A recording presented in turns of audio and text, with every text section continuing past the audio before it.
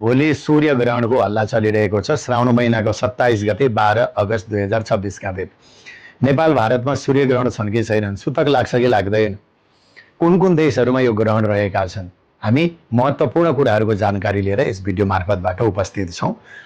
2083 सालको श्रावण महिनाको 27 गते अर्थात् 12 अगस्त 2026 का दिन बुधबार पर्दछ। श्रावण मासको कृष्ण पक्षको औँसी हो, अमावस्या हो। औँसीका दिन लाग्ने ग्रहणलाई सूर्य ग्रहण भनिन्छ अनि पूर्णिमाका दिन लाग्ने ग्रहणलाई चन्द्रग्रहण भनिन्छ। यो यस दिन लाग्ने सूर्य ग्रहण संसारका सबै देशहरूबाट देखिँदैन।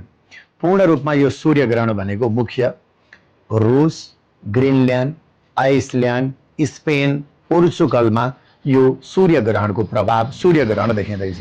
आइसल्यान्डको रेक्याभिकमा भने पूर्ण रूपमा यो सूर्य ग्रहण देखिँदैछन्। 12 अगस्तका दिन लाग्ने सूर्य ग्रहण।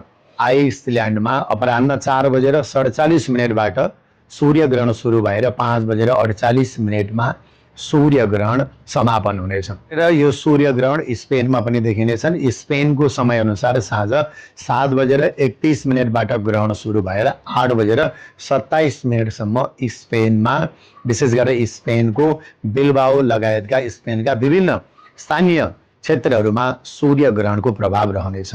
यसका अतिरिक्त कुरा गरौँ हाम्रो बेलायत, यस्तै गरेर Ireland, France, Germany, Belgium, Netherlands, Norway, Sweden, Denmark, Italy लगायतका युरोपका धेरै देशहरूमा भने सूर्य ग्रहण आंशिक रूपमा मात्रै देखिनेछ, पूर्ण रूपमा सूर्य ग्रहण देखिँदैन।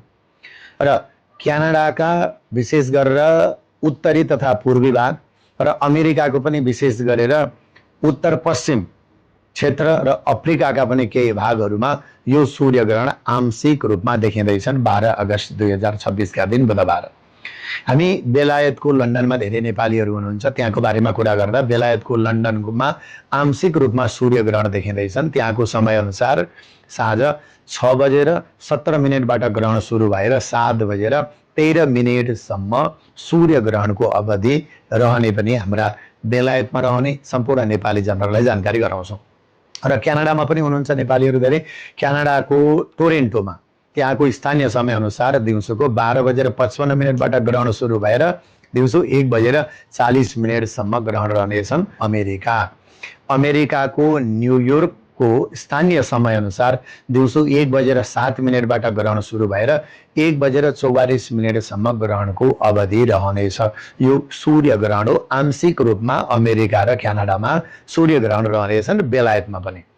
यसपटकको सूर्य ग्रहण नेपाल, भारत, भुटान, श्रीलङ्का, बङ्गलादेश, चीन, Japan, Australia, New Zealand, Israel, Saudi, Dubai, Qatar यी कुनै पनि क्षेत्रहरूमा ग्रहण देखिँदैन। र जुन ठाउँमा ग्रहण देखिँदैनन् त्यहाँ ग्रहणको सूतक, ग्रहणका नियमहरू पालना गर्न पर्दैन। एउटा कुरो त हामी सबैले सुनेका छौँ, सुनि सूतकदेखि ग्रहण अथवा सूतक सुने पछाडि लाग्छ, ग्रहण देखेपछि लाग्छ।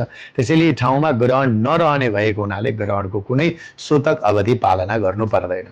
र नेपाल, भारत, भुटान लगायत यी एसियाका देशहरूमा, अस्ट्रेलियाका देशहरूमा जति पनि नेपालीहरू हुनुहुन्छ यहाँहरूलाई ग्रहणको कुनै सूतक बार्न पर्दैन, ग्रहणको कुनै स्नान ध्यान गर्न पर्दैन। यो दिन श्रावण मासको कृष्ण पक्षको औँसी भएको हुनाले औँसीको स्नान गर्ने, पितृहरूलाई स्मरण गर्ने, आमा बुबा नहुनेहरूले औँसीको छाक बार्ने, निसी बार्ने, हलो बार्ने, रात्रि बार्ने यी औँसीको रूपमा हामी लिँदछौँ। र श्रावण मासको कृष्ण पक्षको औँसी तिथि यस दिन पर्ने भएको हुनाले औँसीमा गरिने स्नान ध्यानका नियमहरू सबैले पालना गर्नेछौँ। र ग्रहणको समयमा जुन अफवाहहरू चलिरहेको छ, हल्लाहरू चलिरहेको छ, फलानु राशि करोडपति भनेर, ग्रहण लाग्दैमा कोही करोडपति बन्दैन, कोही लखपति बन्दैन। कर्म गर्नुपर्छ, मेहनत गर्नुपर्छ। ग्रहण लाग्दैमा करोडपति हुने भए कर्म किन गर्न पर्थ्यो?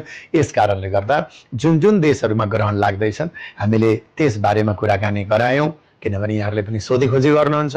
हामीले भिडियो नराख्दाखेरि सबैलाई चासो पनि भयो, त्यसैले हामीले जुन देशमा ग्रहण लाग्दैछौँ त्यो देशको बारेमा कुरा गऱ्यौँ। र अन्य देशहरूमा जहाँ ग्रहण लाग्दैनन् त्यहाँ औँसीको स्नान दान अनि ध्यान भजन, यहाँहरू सबैले स्नान पूजन, सबैले देवताहरूको पूजन जरुर गर्नुहुनेछ। सबैलाई धेरै धेरै धन्यवाद। भिडियो हेरिदिनु भयो, कमेन्ट गरिदिनु भयो, सबैप्रति साधुवाद अर्पण गर्दै म कुबेर सुवेदी बिदा हुन्छु। जय श्री राधे, जय श्री कृष्ण।